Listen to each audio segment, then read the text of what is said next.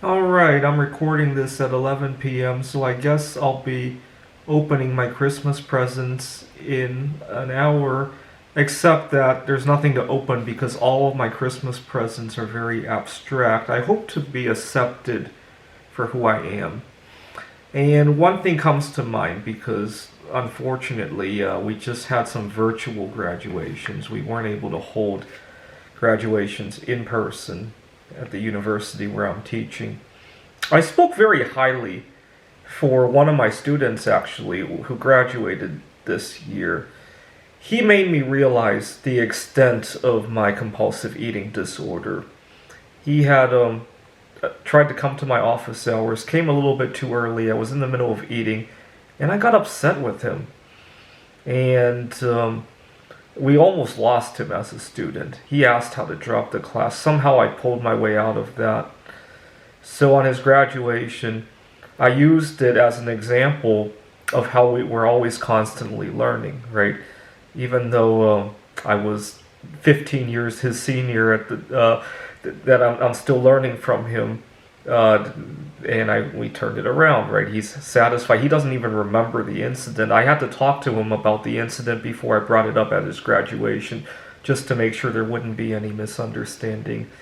And which goes to show that I turned it around, right? He didn't even remember the incident, but I obviously remembered it because I'm still benefiting from it.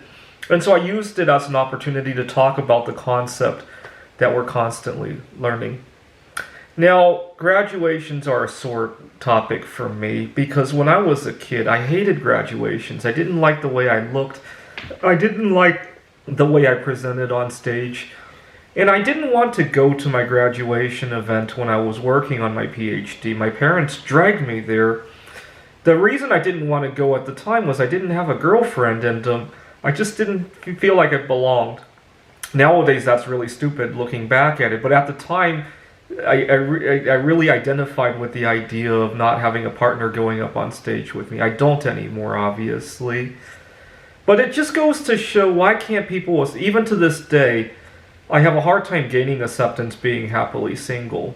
Right? I go to a restaurant, go to a bowling alley, go out to a Christmas event. I just went to a church service. The church was okay. Could have been better. And I want to be accepted for what I eat as well. A lot of times, it's a lot easier to completely refuse food, right? If you tell people you're in the middle of fasting, people never ask questions about why you're fasting, right? But if you need to refuse specific foods, sometimes, I mean, why does what I eat, let's say I go to a Christmas party and, I'm not going to partake in the food, but I'll partake in discussions or festivities or even dancing or whatever goes on at the party, right? And I just don't eat. Why does that bother you? Why? Could you answer me in the comments?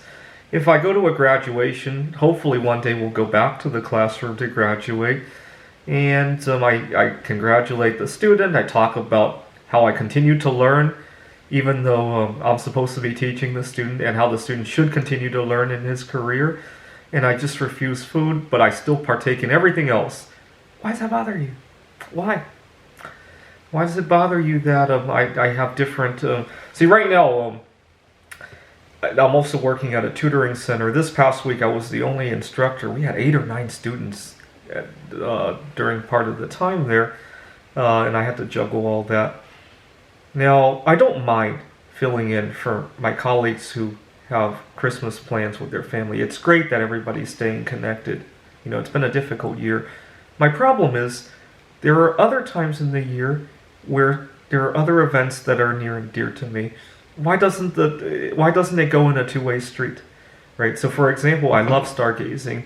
Next year, Jupiter and Neptune are going to come into conjunction. I hope to go out to Ellensburg to view this event. We have this cliff. It's called the Wild Horses Monument. I love to take good photographs there. Unfortunately, I often have to rush back home to go to work the next day because why?